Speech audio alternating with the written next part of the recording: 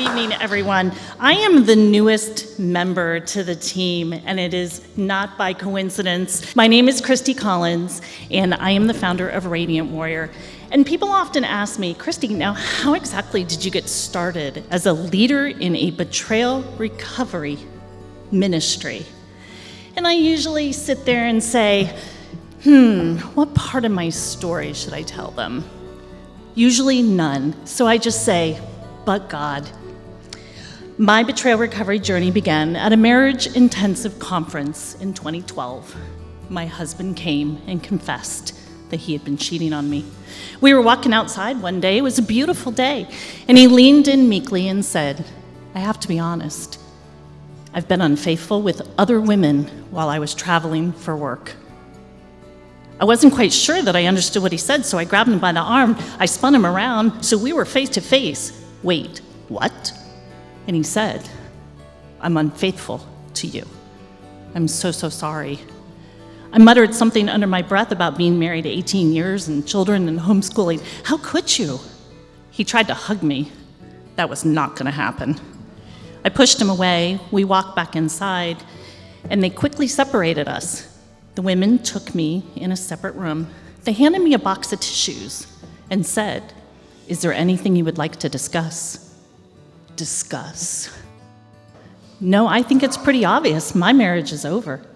I stared blankly out the window, and I'm running like doomsday scenarios through my head. I gave up my career to stay home. I'm a homeschool mom. We have a couple kids. We're getting divorced? How is this going to happen? Now, simultaneously, the men have John in a separate room, and they're coaching him through his next steps. They bring him back in. They sit him in front of me. Kristi, is there anything you would like to discuss with John? Would you like any details about the infidelities? Are you ready to forgive him? I just stared at all of these people blankly, because in that moment of fight and flight and freeze, I froze. I didn't know what I needed. I didn't know what I didn't need. And at that moment, I shut down and I became numb. Conference was over. They sent us home. So we came home and we sought counsel, wisdom, because that's what they tell you you're supposed to do. So we went to our pastors, and then our pastors invited us to marriage counselors. And over the next few months, here's what we learned. Here's what I learned. Kristi, you're a co-addict. You've been enabling the problem. Kristi, your husband is acting out because you're not putting out. Kristi, at the end of the day, honey, you're just going to have to forgive and forget and move forward. I was in complete shock. I isolated. I moved to the guest room. And days turned into weeks, turned into months. Now, my husband feels amazing because he has been able to finally get this off his chest, and he's able to talk about his sin and his shame.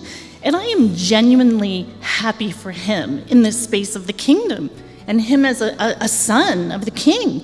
But I am dying in a sea of discovery, and no one is bringing me a life preserver.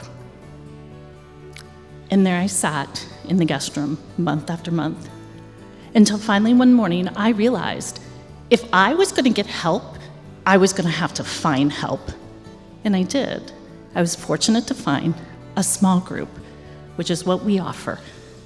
It was the hardest, most awkward, deepest, emotionally draining work I've ever done.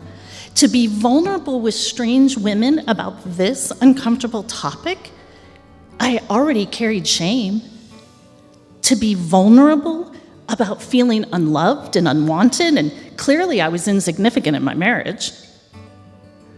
But I kept going. And as I continued to go, my emotions began to stabilize, and I cried less, and I laughed more. And then I learned about my part in the marriage, the red flags, the hyper-analyzing everything my husband did and didn't do, and the fact that I was actually codependent on my husband for my identity instead of relying on God But you know what else I found? I found a sweet sisterhood of lovely, like-minded women who were also broken. And we were oxygen for each other. We were able to go in there and use our voice and have hard conversations and talk about difficult things in our marriage. And each one of us had different things to work on. But we were able to stretch and grow and become better versions of ourselves, no matter what happened in my marriage. And more than that, it was a safe place for all of us women to heal our hearts. Now, I'm fortunate to say my marriage was shattered to the ground. We separated for an entire year, but God. Next month, we celebrate 29 years together.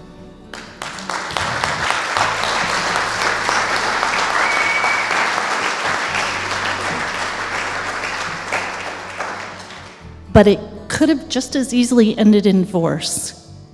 If we are going to assist women in healing in this area, we can no longer tell them to just get over it. Fair enough? Thankfully, in the last decade and so, new thought leaders have brought us to a new, kinder, kind of a therapeutic landscape. It's called trauma-informed, where it is acknowledged the receiving of this information of betrayal is a real defined traumatic event. And it has physical and psychological and emotional components. And we must address this trauma experience first for women with love and compassion. And when we do, amazing things happen. Here's a couple stories. Jen came into my small groups. She didn't want a divorce, but her and her husband were in a cycle of unhealthy conflict. They couldn't fight. They didn't know how to fight. It just always went to that same ugly place. But she kept coming. She did the lessons. We role-played with her. She learned some new skills and tools, and she took them home to her husband. And although it was awkward at times, they kept pressing forward. And they managed. And they're still together. But you know what's so interesting about that story is it was her teenagers that came to her and said, "Mom, we really like the new you." You see, guys, this is holistic, okay? We are learning how to be better us, better wives, better mothers. Kimberly, on the other hand, walked in the front door. She wanted a divorce. She was angry. She hyperanalyzed everything her husband did and didn't do from D-Day forward, and she was keeping score. But she kept coming, and eventually her anger subsided. And then one night, I asked her to start praying for her husband. Do you think she wanted to? No, but she did. And God slowly softened her heart. And one night she walked in and she announced that she had truly forgiven him. And they are still married and working forward on their marriage. Guys, isn't this the totality of the work of the gospel?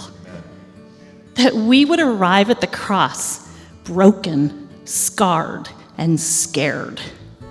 And the Lord himself would come and rescue us. And he would pick us up. And he would heal our wounds from living in this sinful, fallen world that's full of trauma and tragedy.